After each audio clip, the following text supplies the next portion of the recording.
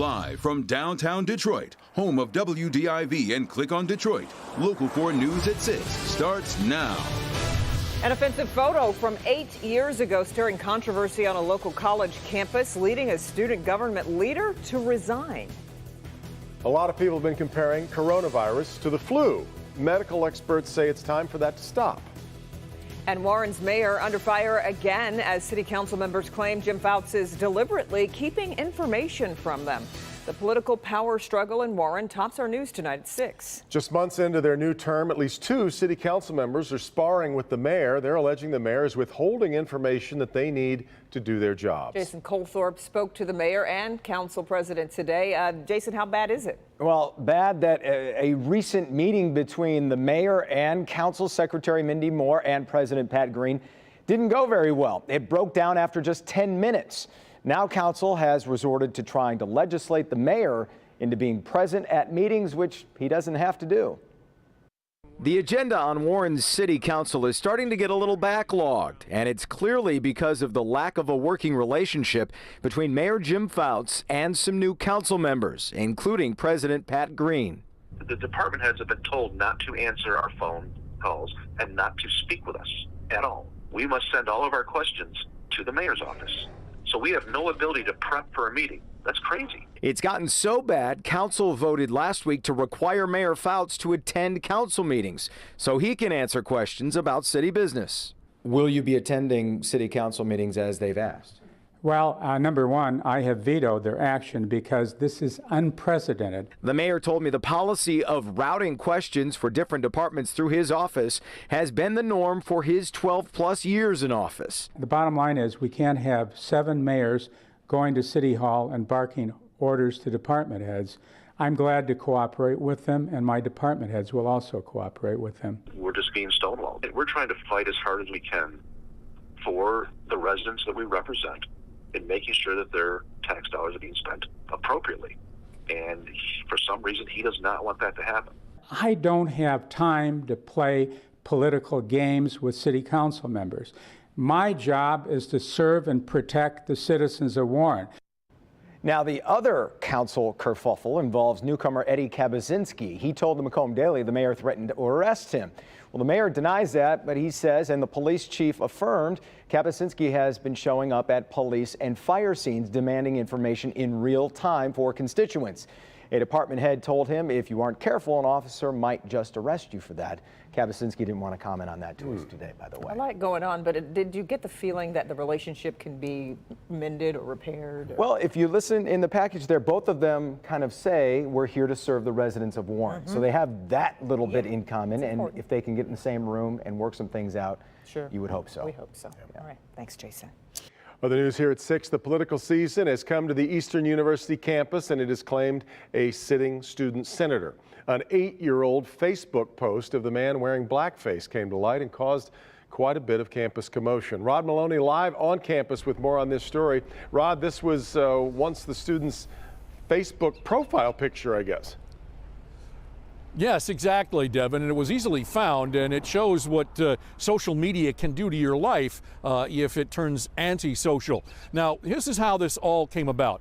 This senator wanted to run for president. He had a running mate who was going to work with him and to go for vice president, but he also worked for the newspaper and did some vetting of his running mate. Well, he found the picture, and instead it wound up in the paper, and the vice president pulled out of the race. This is 27-year-old Eastern Michigan University student Reed Scott. He pulled down the offending picture from his Facebook page today. But its publication yesterday in the Eastern Michigan University newspaper prompted student government president Ethan Smith to say he needed to go as soon as possible. Originally appointed a senator to fill a vacancy in 2018, students elected Scott last fall.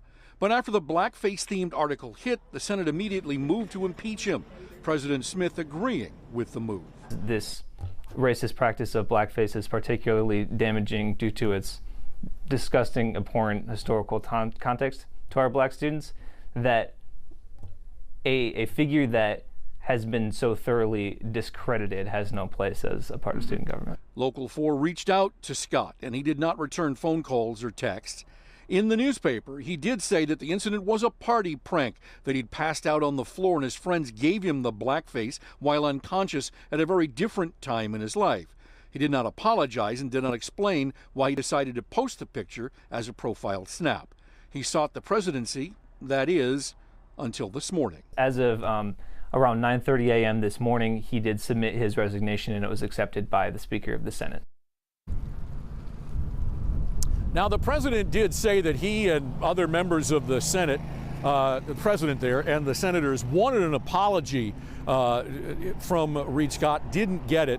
And in the meantime, the president says that he's going to go about the business of better vetting all the candidates so something like this doesn't happen again. Reporting live in Ypsilanti, Rod Maloney, Local 4. All right, Rod. Well, the coronavirus crisis continues both here in the U.S. and abroad. Let's get you caught up on today's big headlines. 9 deaths have now been reported in the state of Washington. There are now more than 100 confirmed cases of the virus scattered across at least 14 states. So far, Michigan is not among them. The U.S. Senate is working on a bipartisan emergency bill worth $7.5 billion, 3 times what the president requested. And CNBC reports both Ford and FCA have banned all non-essential air travel in the U.S. and abroad. Now, for perspective, a lot of people have compared this new coronavirus to the seasonal flu. But health experts are cautioning that may be giving some people a false sense of security. Dr. Frank McGeorge is here to clear up some of this confusion around this, Doc. Well, yeah, Kim and Devin, you know, it actually concerns me a lot that I hear so many people saying this is just like the flu. First, that implies that we don't need to pay any extra attention to it. And second, there are some significant differences between the two. To be crystal clear, COVID-19 is not the seasonal flu, says Dr. Anthony Fauci. It's not, because it's brand new. When you have a brand new virus in which no one has had any experience before, that gives the virus kind of an open roadway to spread.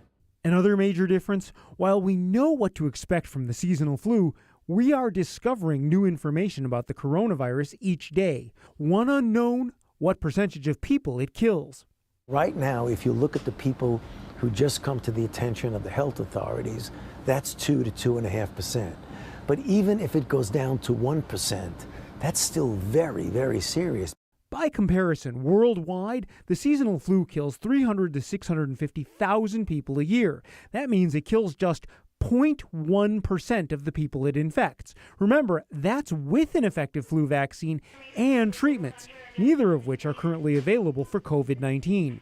Now, coronavirus, even if low estimates are right, appears to be significantly more deadly than the seasonal flu. So if it went from 2% to 1%, you were still 10 times more lethal than the standard influenza that we get on a seasonal basis. Now, so far, about 20% of the coronavirus cases have been severe, about 5% critical. By comparison, it's estimated less than 2% of those infected with seasonal influenza this year have even needed to be hospitalized. Now, some strategies that are effective at reducing the spread of both the flu and COVID-19, frequent hand washing, covering your coughs and sneezing, avoiding people who are sick, and, of course, staying home when you don't feel well.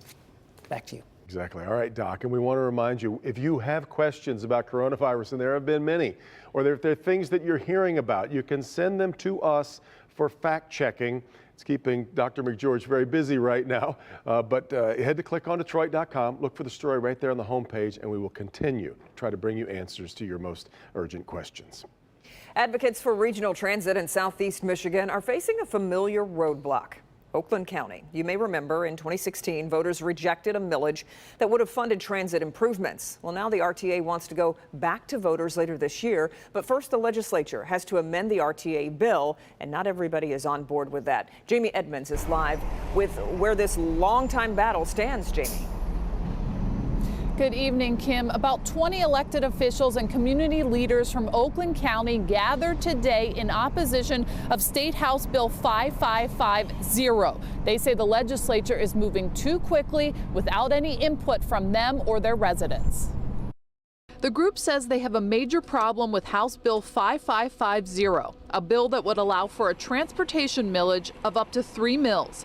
They say that would cripple some residents on fixed incomes. It means basically about an average household would mean about $612. That's per household per year. The group also doesn't agree with the idea of raising money without a clear plan for how that money will be spent, and even if it makes sense for their residents. Where is the plan? How's the money going to be spent? What are your success metrics? What is your revenue estimates that you're going to take? How are you going to spread this money, and where are you going to put it? Hillary Chambers is the chief deputy executive for Oakland County. She calls the change to the law simply a tool that allows Macomb County to opt out, leaving 3 counties to consider a new transit plan.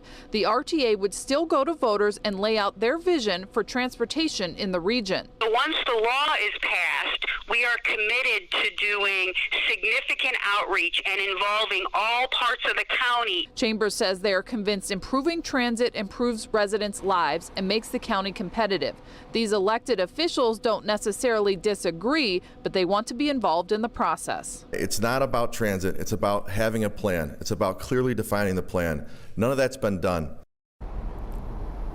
Now, you heard in that piece that Macomb County would opt out. Chambers says Macomb County already has a county-wide transportation system. They don't need RTA. Now, the Oakland County officials today said, how do you have a regional transit system without Macomb County? Plus, they don't want Oakland County residents to bear the brunt financially of this regional system. So a lot of things to work out here. We're live tonight. Jamie Edmonds, Local 4. Indeed, a lot to work out. So, Jamie, what happens if voters once again say no to the RTA plan when they vote in November?